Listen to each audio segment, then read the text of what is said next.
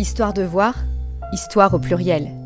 Une émission sur les révoltes, luttes et résistances populaires avec des militants, témoins et acteurs du mouvement social, des écrivains, des chercheurs, des artistes.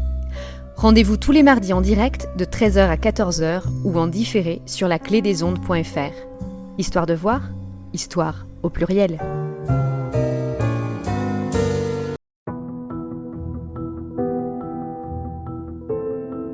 Monsieur Hergé, je pense que vous, personnellement, qui êtes l'auteur d'un personnage si connu, vous n'êtes pas tellement connu physiquement, on vous connaît peu. Vous savez, je me trouve dans la situation, disons, d'un metteur en scène de cinéma.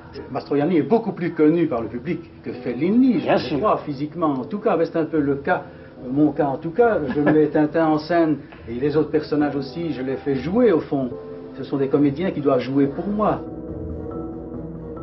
Fascinante destinée que celle de Georges Remy, dit Hergé, dessinateur de presse devenu un monument du 9e art.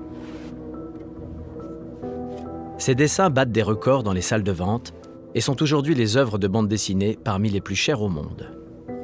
Des planches originales qui sont restaurées minutieusement dans un atelier de la banlieue de Bruxelles.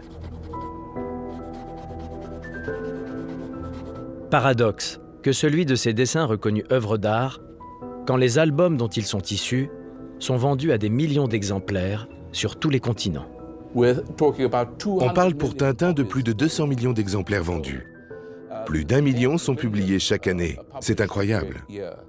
À l'époque, il avouait devoir se pincer pour croire ce qui lui arrivait. Aujourd'hui, il serait stupéfait. Pas possible, il dirait. Absolument impossible. Si c'est universel et si effectivement ça parle encore à tous les âges, c'est parce qu'il y a un système. Il y a un système créé qui est extrêmement efficace. C'est huilé, c'est ficelé, c'est inattaquable. C'est comme un objet d'horlogerie, quoi, Tintin. 10 janvier, journée mondiale Tintin. Ne cherchez pas, cette journée mondiale n'existe pas encore dans tous les calendriers. Des tintinophiles l'ont ajouté dans le calendrier des journées mondiales en 2019 pour le 90e anniversaire de la première aventure de Tintin, c'était Tintin chez les Soviets, dans le journal bruxellois Le Petit 20e, 10 janvier 1929. Qui peut se vanter de ne jamais avoir entendu parler de notre héros ? La série des aventures de Tintin est composée de 24 albums, du premier Tintin au pays des Soviets, en 1930, jusqu'au dernier, Tintin et l'Alf Art. Son album est inachevé.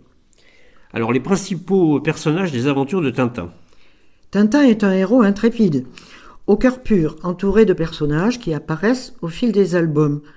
Le capitaine Haddock, le professeur Tournesol, la Castafiore et Dupondé et Duponté donnent couleur, profondeur et perspective à son monde. Tintin, c'est une combinaison unique associant des récits palpitants, un graphisme ligne claire et des thèmes universels.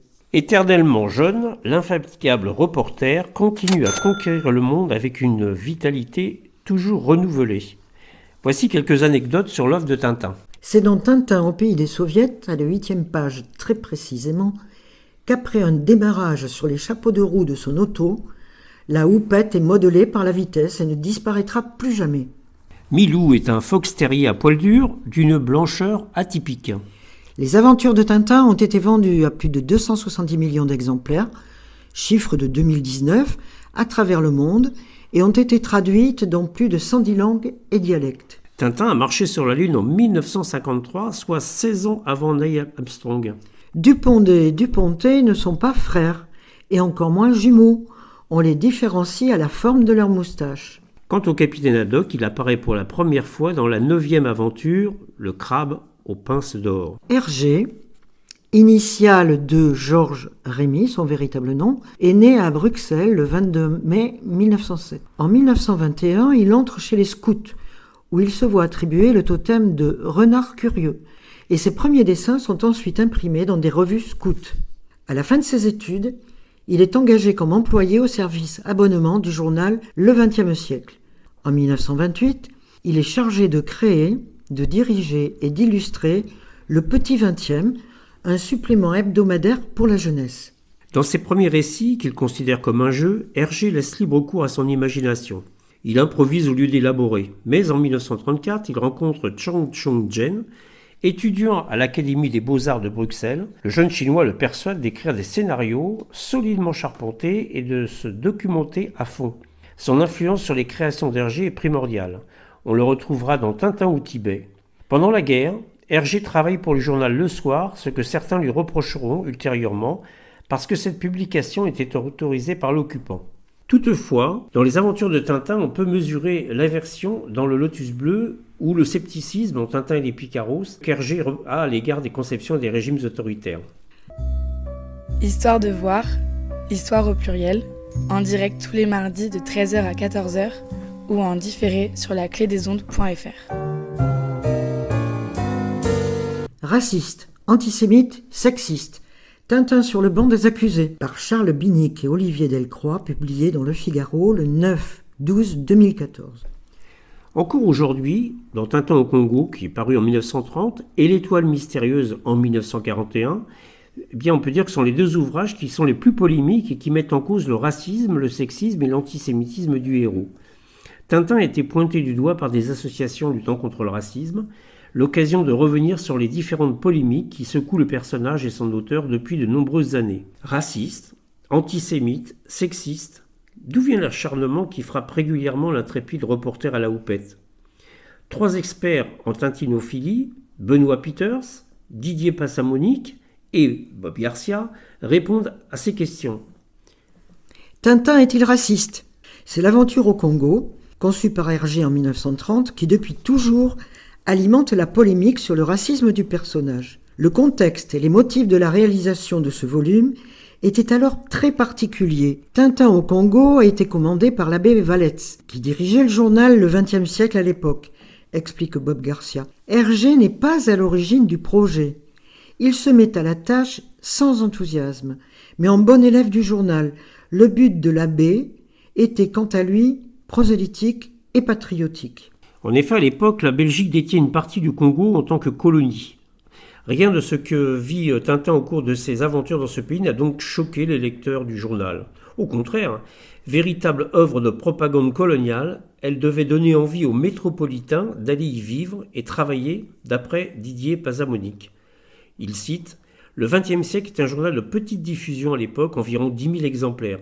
Destiné à la jeunesse, l'idée de la BD était de séduire les petits Belges pour qu'ils deviennent les futurs cadres de la colonie congolaise. » Cependant, cette aventure dispose d'une version assez différente aujourd'hui de l'original.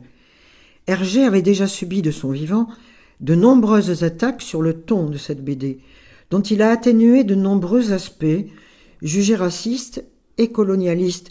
La leçon de mathématiques que Tintin dispense aux jeunes Congolais est ainsi une version entièrement redessinée, puisqu'à l'origine il enseignait une leçon de géographie sur la patrie, la Belgique. Selon des organisations antiracistes, Tintin au Congo doit être préfacé pour prévenir le lecteur, comme c'est le cas au Royaume-Uni. Une préface permettrait effectivement la mise en perspective de l'album, déclare le biographe d'Hergé, Benoît Peters. Ce n'est pas pour s'excuser ou pour une quelconque forme de repentance, il s'agit de restituer, de recontextualiser cet ouvrage. Tintin n'a rien à se faire pardonner. Il existe de nombreux contre-exemples, permettant de voir dans ses aventures une œuvre sur le respect de l'autre et de sa culture. Pour Bob Garcia, le volume Kokangstock peut ainsi être interprété complètement l'opposé de l'aventure au Congo. Je recommande la création d'un autocollant « Lisez cette BD » pour Kokangstock. Tintin et le capitaine Haddock prennent la défense des Noirs contre des esclavagistes. Cependant, les méchants sont des Arabes, ce qui pose un autre problème. Si Casterman n'est pas contre une préface de Tintin au Congo, c'est la société Moulinsart créée par Hergé qui bloque cette demande. Craignant que le phénomène ne se répercute sur d'autres volumes de la série de Tintin, qui est également critiqué sur d'autres aspects tout autant épineux. Tintin est-il antisémite ? Hergé a écrit 5 des aventures de Tintin pendant la Seconde Guerre mondiale et l'occupation de son pays par l'Allemagne. Parmi elles, L'Étoile mystérieuse est la pièce à charge majeure contre Hergé, où dans un décor apocalyptique, Tintin rejoint une expédition de savants de pays occupés par l'Allemagne ou neutres, en concurrence avec une expédition américaine. Le méchant de l'histoire est alors un financier juif américain du nom de Blumenstein. Il y a de nombreux traits antisémites et réels dans l'histoire mystérieuse, mais il y a du collaborationnisme, explique Didier Passamonique. Mais finalement, dans le contexte de l'époque, et quand on connaît son entourage, on se demande surtout comment Hergé ne peut pas être plus antisémite que cela, tout son milieu étant catholique, conservateur, et certains de ses collaborateurs, comme un certain Léon Degrelle ou Raymond de Becker, étaient très liés aux mouvances fascistes. Comme avec Tintin au Congo, Hergé va atténuer certains des aspects politiquement incorrects de la BD après la guerre.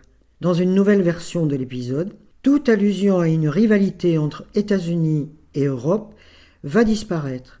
Il transforme le nom du méchant financier en Bullwinkle, plus bruxellois. Tintin est-il sexiste ?